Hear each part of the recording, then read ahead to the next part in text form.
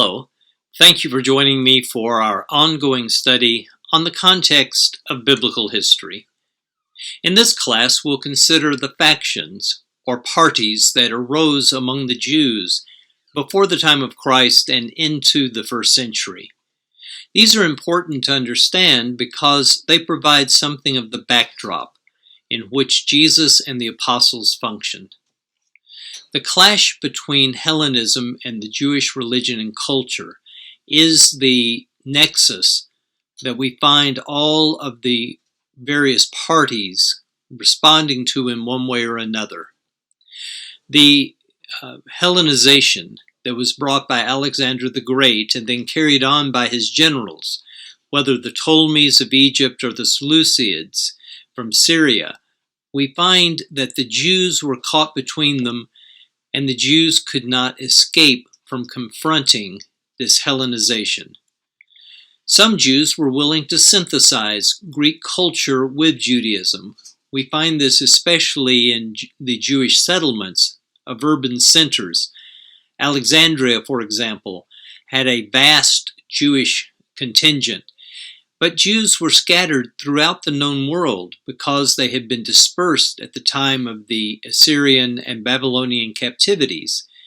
They were found throughout the Roman Empire, and many Jews acclimated to this Gentile setting. In Jerusalem, we find that some Jews did as well. Other Jews saw Hellenism as a danger. Especially following the Babylonian captivity, there was a strong desire not to join in with pagan cultures. Part of the reason that the Jews went into captivity was that they had practiced syncretism, an admixture of paganism with the biblical faith. There were Jews who wanted to keep themselves pure from this. There was a temptation of idolatry if people were involved in association culturally with the outside world. The Hasidim, the party of the pious, arose in opposition to any mixing with the pagan world. The Maccabean revolt provided a context in which the lines were tightly drawn between the Hellenizers and the Hasidim. The Hasidim, however, were only interested initially in religious liberty, not politics. Now, this would change later, as we'll see. But initially, all they wanted was to be left alone religiously. As a result, the ones who were willing to accommodate the Hellenizers were the ones who gained political control, because they were willing to work with the Seleucids, to work with the Romans, and to further their political ambitions. The first sect that we want to consider are the Pharisees. They were the most numerous of the Jewish factions. Now, having said this, we need to recognize that most people were not actually a part of any of these parties. However, the Pharisees numbered about 6,000 at the time of Herod the Great. Even though most people were not Pharisees, the Pharisees exercised a great deal of influence. Pharisee means separated one. They were the Hasidim. They were the ones who wanted to be pious, to be separate from the Hellenist. They believed in a twofold law: the written law, the law of Moses as well as the prophets, but also the oral law, the traditions handed down. They believed that both were given by God and both were binding. They were strict and elaborate in their interpretations of these rules. One thing I found that the Pharisees taught that was a little bit whimsical is that they debated among themselves. They did not reach a conclusion, but it was a very pressing question as to whether they could eat an egg that had been laid on the Sabbath day. Some said that since the hen didn't know that she had violated the Sabbath, it was all right to eat it, and others said no, that egg could not be eaten. They had strict rules about the washing of hands and strict interpretations of how they were to keep themselves pure. For example, on the Sabbath day, Pharisees prohibited women from looking in a mirror, lest they find a stray hair that they are tempted to pluck out, and thereby breaking the Sabbath. Likewise, on the Sabbath day, they would not spit on dry ground, lest by disturbing the earth they were guilty of plowing and therefore violating the Sabbath.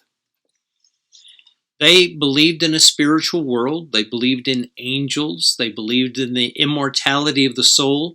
They believed in a bodily resurrection, a great day of judgment, and a world to come. In other words, on these points, they agree with what we feel the New Testament teaches. They had tremendous influence over the masses.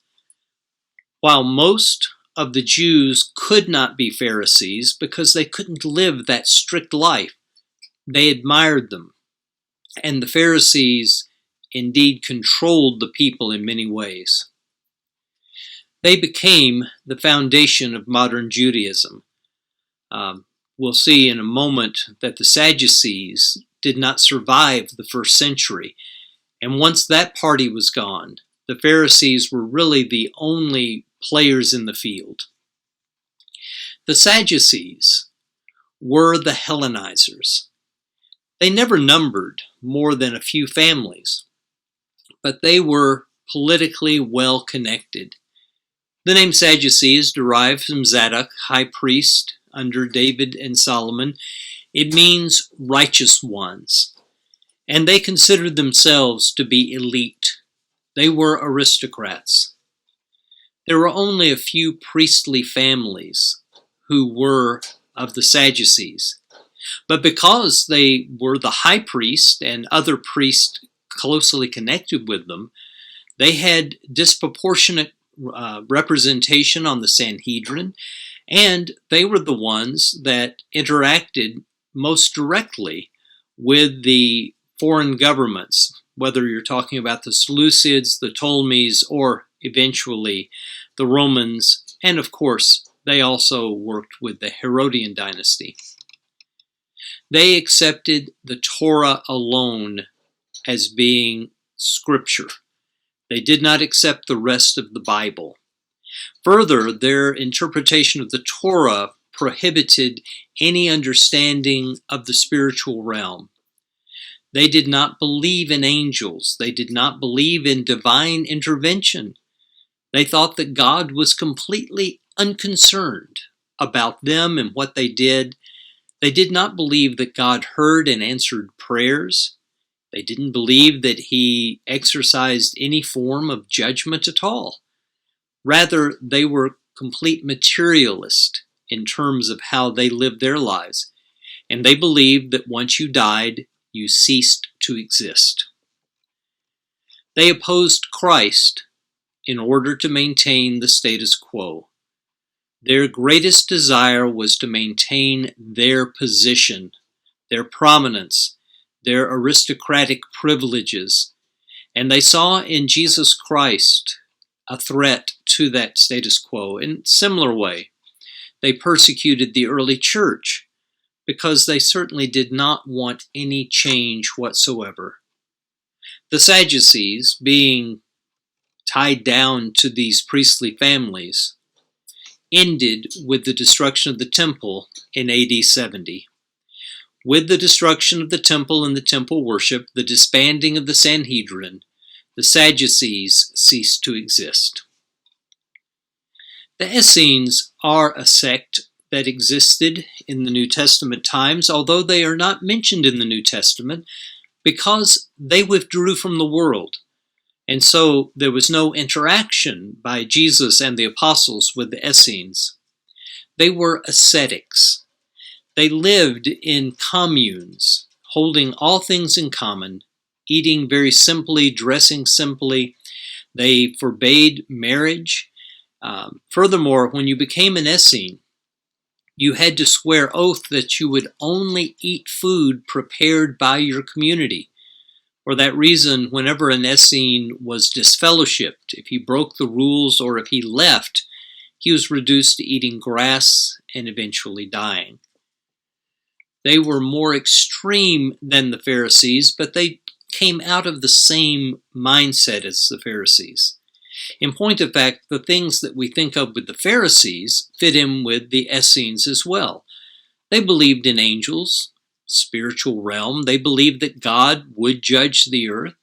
They believed in a bodily resurrection. They believed in following the law very rigorously.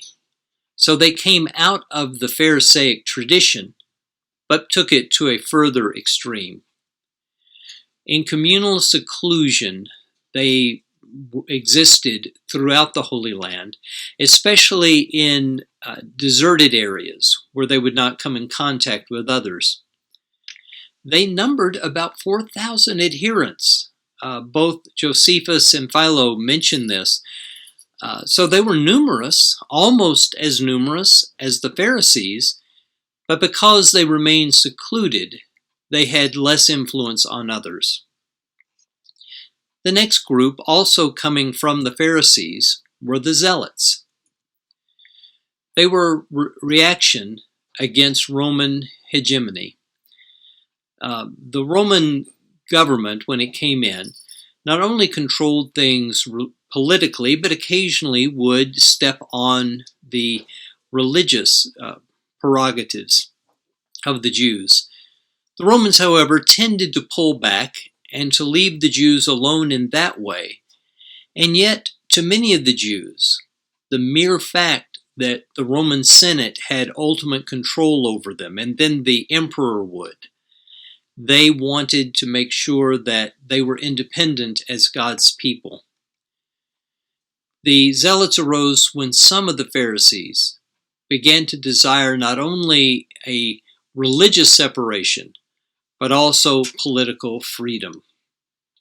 They would eventually foment the rebellion against Rome that would lead to the destruction of Jerusalem and the temple in AD 70. The apostle Simon the Zealot apparently came from this faction.